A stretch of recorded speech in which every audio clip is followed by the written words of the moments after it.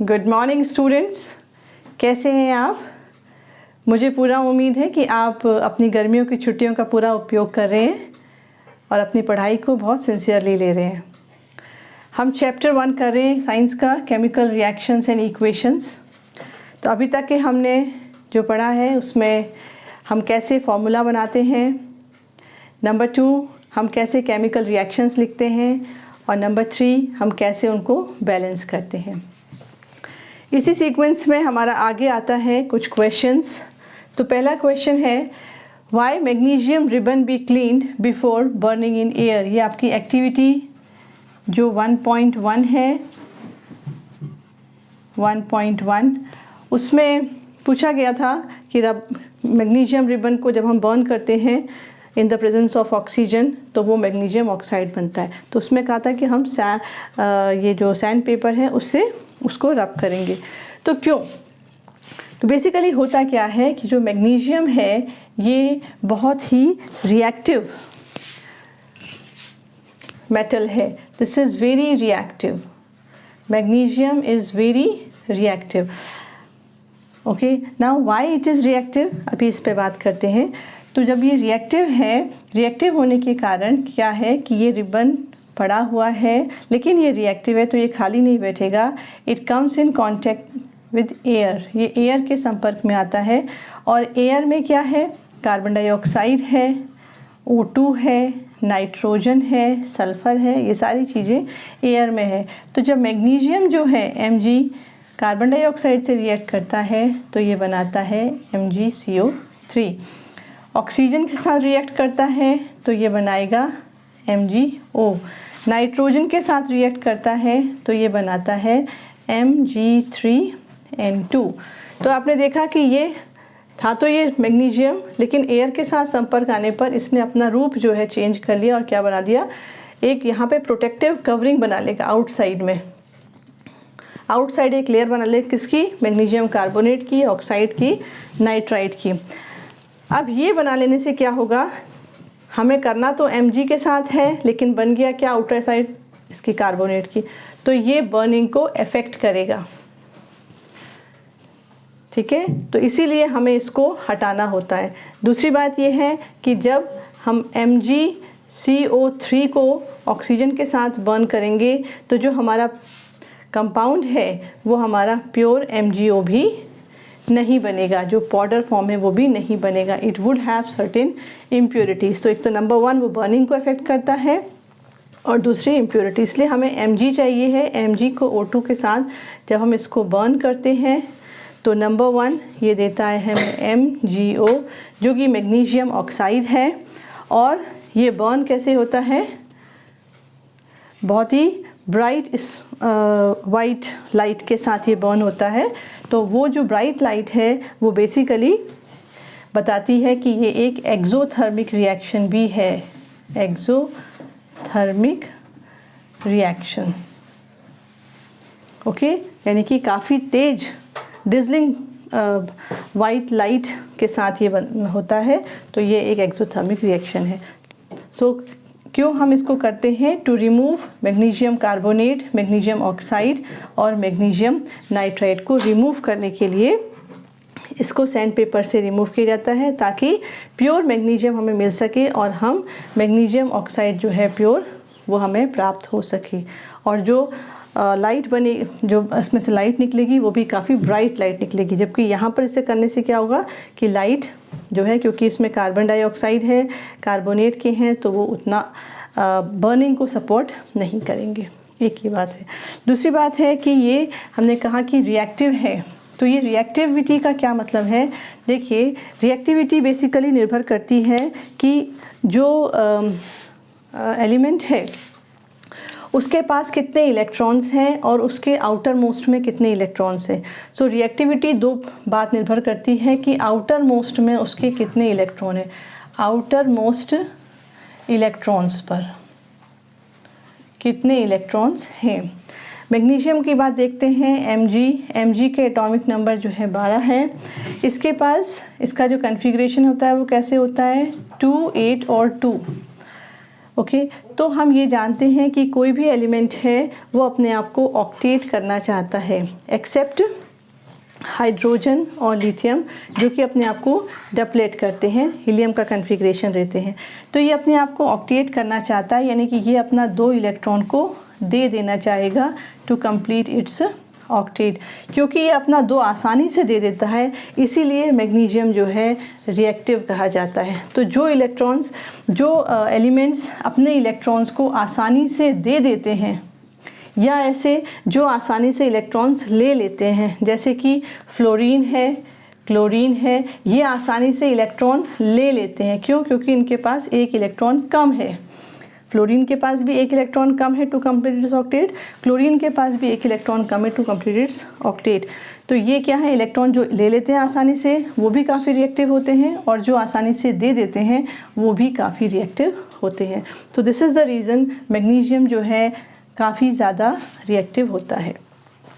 इसके बाद हम आगे क्वेश्चंस देखते हैं।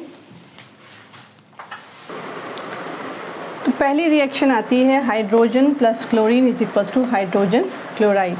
इसमें देखेंगे कि हाइड्रोजन मतलब कि H2, हमेशा हाइड्रोजन H2 होता है, हाइड्रोजन कभी भी H नहीं होगा। क्यों नहीं होगा? क्योंकि हाइड्रोजन के पास 1 इलेक्ट्रॉन होता है और दूसरे ये 1 इलेक्ट्रॉन होने के कारण काफ़ी रिएक्टिव है, तो ये ऐसे नहीं रहेगा ही नहीं ऐसे।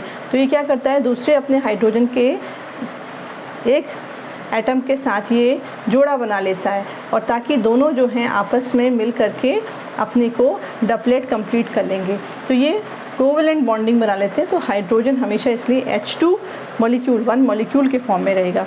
इसी प्रकार से क्लोरीन है, ये भी हमेशा Cl2। क्यों? क्योंकि क्लोरीन के पास 7 है, 1 कम है, ठीक है। ऐसे देखिए Cl 1 2 3 4 5 6 और 7, दूसरे के पास भी 1 2 3 4 5 6 7। अब दोनों के पास 1 की कमी है, तो ये आपस में शेयरिंग कर लेंगे, दोनों मिल बांट के रहेंगे और ये एक बॉन्ड बना लेते हैं। तो Cl भी हमेशा Cl2 के फॉर्म में रहेगा। तो ये क्या हो जाएगा, 2 HCl, ठीक है। तो दिस इज हाइड्रोजन क्लोराइड। दूसरी बात है कि बेरियम क्लोराइड, इसका फॉर्मूला है BaCl2। एल्यूमिनियम सल्फेट, इसका फॉर्मूला है AlSO4। अब बताइए क्या कर सकते हैं, Al का 3 होता है, SO4 का 2 होता है, तो Al का 3 इधर चला गया, SO4 का 2 इधर आ जाएगा, तो Al2SO4 का whole thrice. This is the formula of aluminium sulphate. React करने पे क्या बन रहा है, बेरियम सल्फेट, क्या बनेगा, BaSO4। तो ये बैलेंस है क्योंकि इसका भी 2 वैलेंस ही है, इसका भी। Aluminium chloride AlCl3, aluminium 3 chlorine 1, तो इंटरचेंज। अब देखिए बैलेंस है क्या, Al2 का 2 है, इसके पास यहाँ पे 2 आ गया। जैसे ही यहाँ 2 आया, 3 2 जा 6 क्लोरीन हो गया, तो यहाँ पर हम इसको 3 कर देते हैं। फिर उसके बाद ये 3 है, यहाँ भी 3, now it is balance 3 BaSO4। Next है सोडियम। सोडियम मेटल को हमेशा Na, इसकी एलिमेंटल स्टेट से दिखाते हैं, मेटल्स को हमेशा एलिमेंटल स्टेट से दिखाते हैं। प्लस H2O बराबर NaOH। NaOH क्या है, sodium hydroxide plus hydrogen. Okay, so this is the reaction. इसके अलावा कुछ और रिएक्शंस भी हैं जिसमें बैलेंस करना है, प्लस स्टेट सिंबल उसका बताना है। अदर रिएक्शंस हैं कि हमें इसको बैलेंस भी करना है, प्लस इनकी स्टेट भी बतानी है। तो इसमें देखिए बेरियम क्लोराइड, यानी कि इसका फॉर्मूला होगा BaCl2। अब सॉल्यूशन फॉर्म में है, यानी कि एक्वस, इसको हमने पानी में घोला हुआ है। Plus sodium sulphate, formula is Na2SO4। This is also in the aqueous form. क्या बनेगा, इनको हम जब रिएक्ट कर रहे हैं, बेरियम सल्फेट यानी कि BaSO4। अब ये इनसॉल्युबल है, यानी कि ये प्रेसिपिटेट फॉर्म में आएगा, यानी कि ये नीचे सेटल हो जाएगा। ओके, नेक्स्ट है प्लस सोडियम क्लोराइड, यानी कि NaCl, जो कि सॉल्यूशन में है, तो ये एक्वस है। तो एक्चुअल में कोई भी रिएक्शन है वो इसी तरीके से लिखी जाती है। सबसे पहले तो हम उसका फॉर्मूला लिखते हैं, उसके बाद हम उसको बैलेंस करते हैं। और तीसरा है कि उसकी जो स्टेट है, जैसे ये एक्वस है यानी कि सॉल्यूशन फॉर्म में है, एक्वस है ये प्रेसिपिटेट है यानी कि सॉलिड फॉर्म में आ गया है, और फिर ये एक्वस फॉर्म में है। ठीक है, इसके बाद आता है नेक्स्ट सोडियम हाइड्रोक्साइड जो कि NaOH, ये भी सॉल्यूशन है यानी कि ये एक्वस फॉर्म में है, इसको पानी में घोल के सॉल्यूशन बनाया गया है, प्लस HCl, ये भी जो है ये एक्वस फॉर्म में है। इससे क्या बना, सोडियम क्लोराइड NaCl, जो कि सॉल्यूशन फॉर्म में बन रहा है, एक्वस फॉर्म में बन रहा है, प्लस वाटर जो कि लिक्विड है। ठीक है, so these are certain reactions जो आपके क्वेश्चंस थे, मुझे उम्मीद है कि आप समझ पाए होंगे। इसके बाद हम करते हैं next type of chemical reactions. Next है टाइप्स ऑफ केमिकल रिएक्शन। तो आपके सिलेबस में 5 टाइप की केमिकल रिएक्शंस दी गई हैं। Number 1 combination reaction, number 2 decomposition reaction, number 3 displacement reaction, number 4 double displacement reaction, number 5 oxidation and reduction reaction. तो first आता है कॉम्बिनेशन रिएक्शन। कॉम्बिनेशन रिएक्शन जैसा कि नाम से ही आ रहा है, कॉम्बिनेशन मतलब ऐड करना, किसी को हम ऐड कर रहे हैं।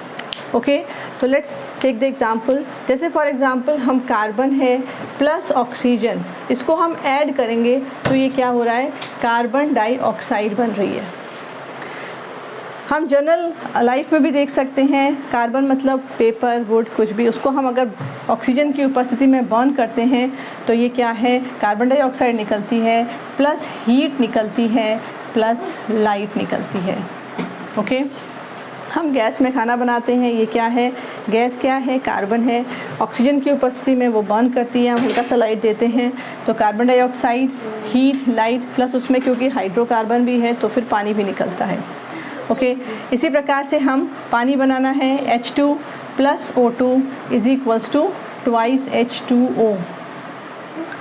इसमें भी क्या है, हीट निकलती है, हीट प्रोड्यूस होती है, राइट।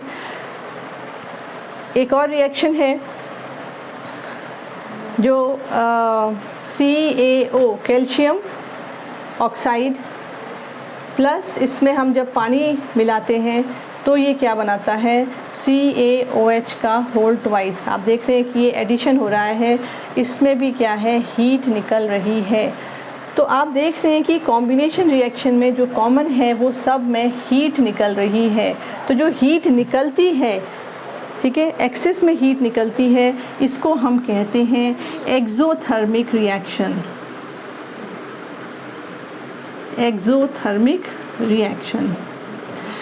आपके में एक्टिविटी 1.4 दी हुई है जिसमें ये कहा गया है कि एक बीकर है और उस बीकर में CaO को हम कहते हैं quick lime. This is called quick lime, चूना जिसको हम कहते हैं। चूने को जब पानी में घोलेंगे प्लस H2O डाला तो क्या बन जाएगा यहाँ पे, CaOH का होल ट्वाइस यानी कि slaked lime. This is slaked lime. Okay, slaked lime. और जब हम यहाँ ये जब रिएक्शन हो रही है, अगर हम बीकर को टच करेंगे तो वो गर्म होगा, यानी कि हीट रिलीज़ हो रही है। तो जब भी हीट रिलीज़ होगी तो वो क्या कही जाती है, एक्सोथर्मिक रिएक्शन कही जाती है। सो आप देखेंगे कि एक्सोथर्मिक रिएक्शन जिसमें भी हीट रिलीज़ होती है। ओके, एक जनरल बात निकल के आती है कि जो कॉम्बिनेशन रिएक्शंस होती हैं वो एक्सोथर्मिक रिएक्शन है, यानी कि इसमें हीट रिलीज़ होती है। हमने Mg प्लस O2 बराबर MgO जो पढ़ा है वो भी एक एक्सोथर्मिक रिएक्शन है, क्योंकि हम उसमें बर्निंग में जो हीट दे रहे हैं वो कम है, लेकिन जो डिज़लिंग ब्राइट लाइट निकल रही है वो काफ़ी ज़्यादा है, तो वो एक्सोथर्मिक रिएक्शन है। इसके बाद तो ये कॉम्बिनेशन मतलब बेसिकली एडिशन, और कॉम्बिनेशन रिएक्शन जो मैक्सिमम होती हैं वो एक्सोथर्मिक रिएक्शन होती हैं। इसके बाद नेक्स्ट आते हैं डिकम्पोजिशन रिएक्शन। जैसा कि नाम से ही दिख रहा है, डिकम्पोजिशन मतलब टूटना। कोई कंपाउंड है उसको तोड़ेंगे। अब कोई भी चीज़ को हम तोड़ेंगे, जैसे ये पेन है, इसको अगर हमें तोड़ना है तो हमें ताकत लगेगी, यानी कि एनर्जी देनी पड़ेगी। इसी प्रकार से कंपाउंड है, कंपाउंड को अगर तोड़ना है तो एनर्जी लगेगी। That is heat to be given. अब एक एग्जांपल लिया गया है जैसे कि FeSO4, इसको हमें हीट देनी पड़ती है, ठीक है, टू ब्रेक दिस कंपाउंड, क्या बनाने के लिए, Fe2O3 plus SO2 plus SO3। ये दोनों गैसेस हैं, ये सॉलिड फॉर्म में है और इसको हम बैलेंस कर लेंगे तो ये ट्वाइस आ जाएगा। ये बैलेंस हो गया, 4 2 जा 8 और 5 और ये 8 ये, ठीक है। तो ये FeSO4 इज़ अ कंपाउंड, ये ऐसे ही नहीं टूटेगा, इसको हीट देनी पड़ेगी और तब जा कर के ये कंपाउंड में अलग अलग कंपाउंड में टूटेगा। तो दिस इज़ कॉल्ड, जब हीट देनी पड़ती है इसको हम कहते हैं एंडोथर्मिक रिएक्शन, एंडोथर्मिक रिएक्शन। तो आपने देखा कि दो प्रकार की रिएक्शंस हैं, एक्सोथर्मिक एंड एंडोथर्मिक। जिसमें हीट रिलीज़ होती है उसको हम एक्सोथर्मिक कहते हैं और जिसमें हीट देनी पड़ती है उसको एंडोथर्मिक कहते हैं। सामान्यतया जनरली कॉम्बिनेशन रिएक्शन एक्सोथर्मिक होती है और डिकम्पोजिशन रिएक्शन एंडोथर्मिक होती है, लेकिन there are some certain exceptions. Exceptions क्या हैं, जैसे कि रेस्पिरेशन की जो हमारी प्रोसेस है, रेस्पिरेशन प्रोसेस, इसमें क्या होता है कि जो ग्लूकोज हमने इनटेक किया है जिसका फॉर्मूला C6H12O6 है, ऑक्सीजन की उपस्थिति में जब हम ऑक्सीजन इनहेल करते हैं तो क्या है कि जो इसका कार्बन है वो टूटता है CO2 में और जो हाइड्रोजन है वो टूटता है पानी में, प्लस हमें क्या मिलती है, हीट एंड एनर्जी।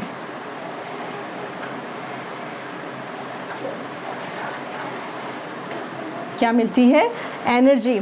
तो आप देखेंगे कि ये वाली रेस्पिरेशन है जो कि, जबकि ये डिकम्पोजिशन रिएक्शन, रेस्पिरेशन में क्या है, कॉम्प्लेक्स है।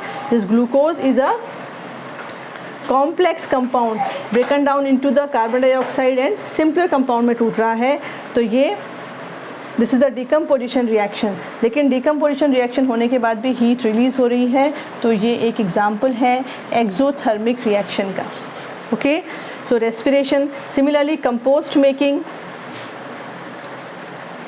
compost जो फॉर्मेशन होता है, कंपोस्ट फॉर्मेशन, उसमें भी क्या है कि ऑर्गेनिक मैटर्स को, ऑर्गेनिक जो मैटर है हम कंपोस्ट में डालते हैं और धीरे धीरे करके वो कॉम्प्लेक्स जो है सिंपल फॉर्म में टूट जाता है, यानी कि वो ऑल मिनरल फॉर्म में टूट जाता है। तो कंपोस्ट का फॉर्मेशन है वो भी, उसमें अगर हम कभी देखें कंपोस्ट जो बनती है, अगर उसमें सर्दियों में देखेंगे तो भाप निकलती है, थोड़ा सा हटा के देखें, अगर आप उसमें हाथ डालेंगे तो यू फील हॉट।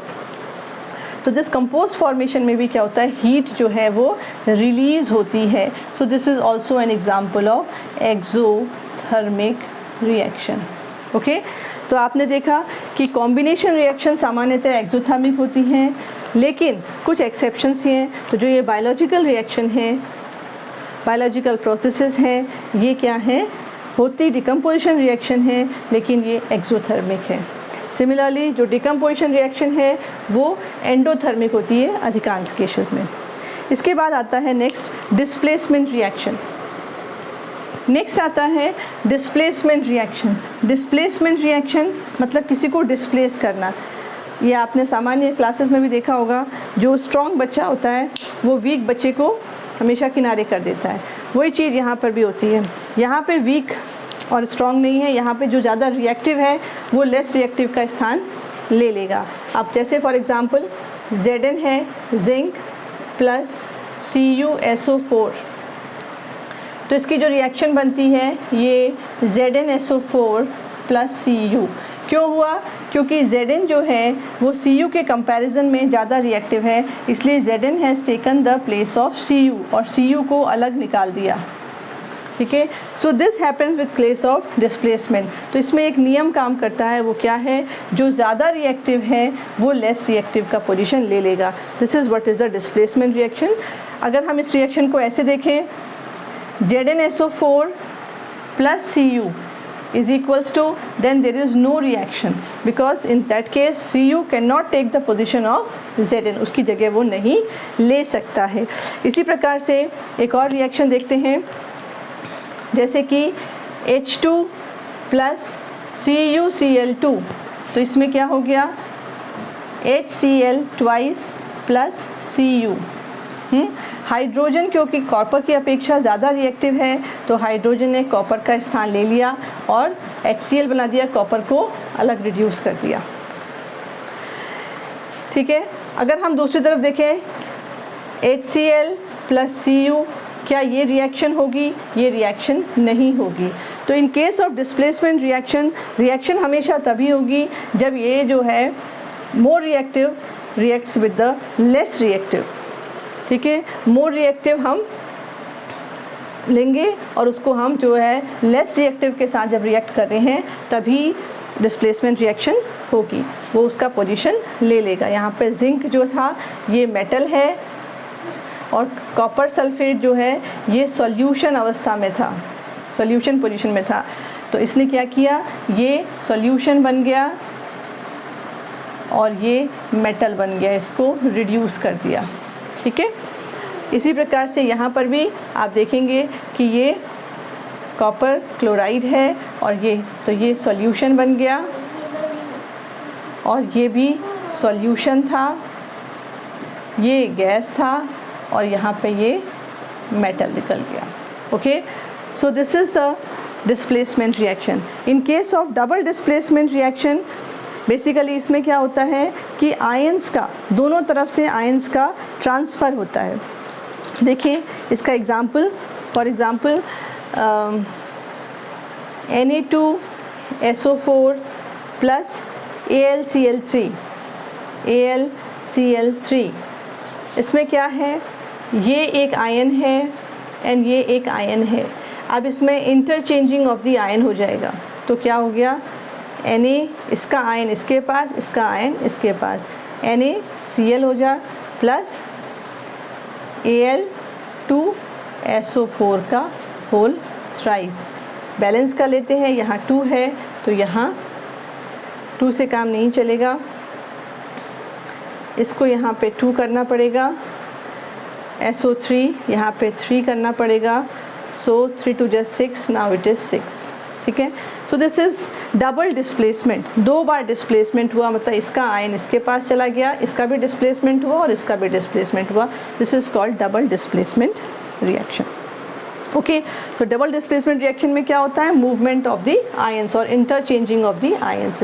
डिस्प्लेसमेंट में क्या होता है, जो स्ट्रॉन्ग इलेक्ट्रोलाइट है will take the position of the weak electrolyte. ठीक है, और उसको वो मेटेलिक फॉर्म में निकाल देगा, अपने सॉल्यूशन फॉर्म में आ गया। इसके बाद नेक्स्ट आता है oxidation and reduction reaction. Next है ऑक्सीडेशन एंड रिडक्शन रिएक्शन। जैसा कि नाम से ही है ऑक्सीडेशन, तो ऑक्सीडेशन में बेसिकली ऑक्सीडेशन क्या होता है, addition of oxygen, addition of oxygen is oxidation reaction. और रिडक्शन क्या होता है, addition of hydrogen, addition of hydrogen is reduction. एक और इसको इंटरचेंज कर देते हैं, यहाँ पे क्या हो गया, रिमूवल ऑफ हाइड्रोजन, और यहाँ क्या हो गया, removal of oxygen. So this is oxidation and reduction. Example लेके देखते हैं, कॉपर है, इसको हम ऑक्सीजन की उपस्थिति में जब बर्न करते हैं तो ये क्या बन रहा है, CuO। ट्वाइस कर लीजिए, क्या हुआ, कॉपर में ऑक्सीजन ऐड हुई है, तो क्या होता है, addition of oxygen is it oxidation. तो हम कहेंगे कि कॉपर का ऑक्सीडेशन हुआ है। ठीक है, इसी प्रकार से अगर ये जो कॉपर ऑक्साइड है CuO प्लस इसको हाइड्रोजन के साथ रिएक्ट करते हैं तो क्या हो जाएगा, Cu निकल गया 1 प्लस H2O। तो इसमें क्या हुआ, कॉपर ऑक्साइड से ऑक्सीजन रिमूव हो गई है ऑक्सीजन, तो ये क्या हो गया, reduction. This is reduction reaction. और हाइड्रोजन में ऑक्सीजन ऐड हुई है तो ये क्या हो गया, ऑक्सीडेशन रिएक्शन। इसके बाद हम एक और रिएक्शन देखते हैं, जैसे कि ZNO प्लस सी, जिंक ऑक्साइड को कार्बन के साथ किया तो क्या बन गया Zn प्लस CO। तो ऑक्सीजन क्या हुआ, जिंक ऑक्साइड से रिमूव हुआ तो ये क्या हुआ reduction. This is reduction reaction. Carbon के साथ ऑक्सीजन ऐड हो गई है, so this is oxidation reaction. ठीक है, तो ऑक्सीडेशन क्या है, addition of oxygen is oxidation and reduction क्या है, removal of oxygen is reduction. इसके साथ साथ आप देखेंगे एक इसी से जुड़ी हुई डेफिनेशन है, कई जगह हमें हाइड्रोजन से भी बात करनी होगी, एडिशन ऑफ हाइड्रोजन और एडिशन ऑफ इधर रिमूवल ऑफ हाइड्रोजन। एक और एग्जांपल है, इसको आप देखिएगा,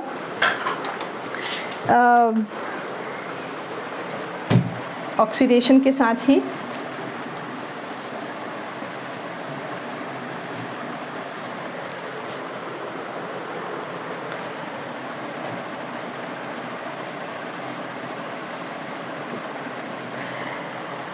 MnCl2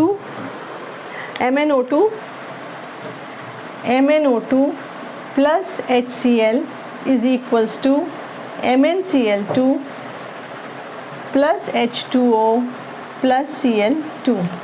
तो इसमें आप देख रहे हैं कि इसको हम बैलेंस कर लेते हैं, this is twice, this is 4H, okay आप बैलेंस हो गया। तो इसमें हम देख रहे हैं कि Mn है, Mn में से देखेंगे तो इसका ऑक्सीजन रिमूव होकर के Cl आ गई है, तो ये क्या हो रहा है, दिस इज़ Mn रिमूव हुआ है ऑक्सीजन, तो ये क्या हो गया reduction. This is one way. और अब इसमें Cl है, Cl का क्या हुआ है, क्योंकि Cl में आप यहाँ पे देख सकते हैं एक तो ऑक्सीजन है, दूसरा एक और तरीका है जिसमें हम इसकी ऑक्सीडेशन स्टेट से बात कर सकते हैं। ऑक्सीडेशन स्टेट ऑक्सीजन के -2 होता है, तो O2 2 लग गए तो इसकी -4 आ गई।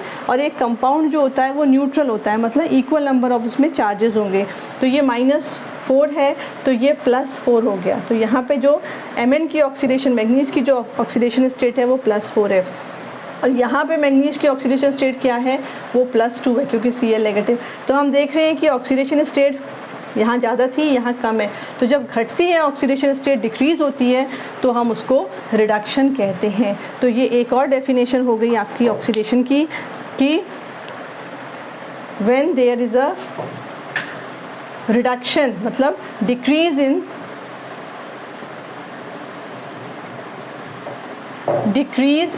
oxidation state, तो ये क्या होता है रिडक्शन होता है। सिमिलरली यहाँ पे देखेंगे Cl नेगेटिव है, H पॉजिटिव Cl नेगेटिव, और ये क्या होता है जो मॉलिक्यूलर एलिमेंटल फॉर्म में होता है उसकी 0 होती है, तो -1 से 0 यानी कि ये बढ़ रहा है ऑक्सीडेशन स्टेट।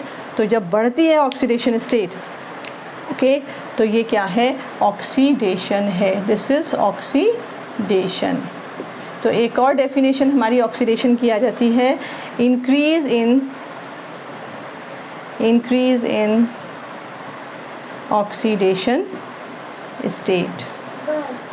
ओके, तो ये आपने देखा कि ऑक्सीडेशन एंड रिडक्शन, ऑक्सीडेशन की हमारी 3 डेफिनेशंस हो जाती हैं, oxidation in addition of oxygen, reduction of क्या कहते हैं removal of hydrogen and increase of oxidation state, reduction reaction, addition of hydrogen, removal of oxygen and decrease in oxidation state.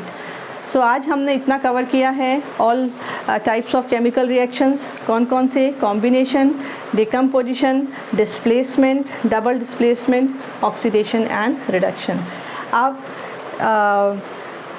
ये जो सेकेंड वीडियो है chapter 1 का, इसको भी पूरी अच्छी तरीके से देख लीजिए। नेक्स्ट वीडियो में हम सारे क्वेश्चंस और एक आध एग्जांपल्स जो आपके रह गए हैं उसको कवर करेंगे। Okay, thank you for watching, thank you.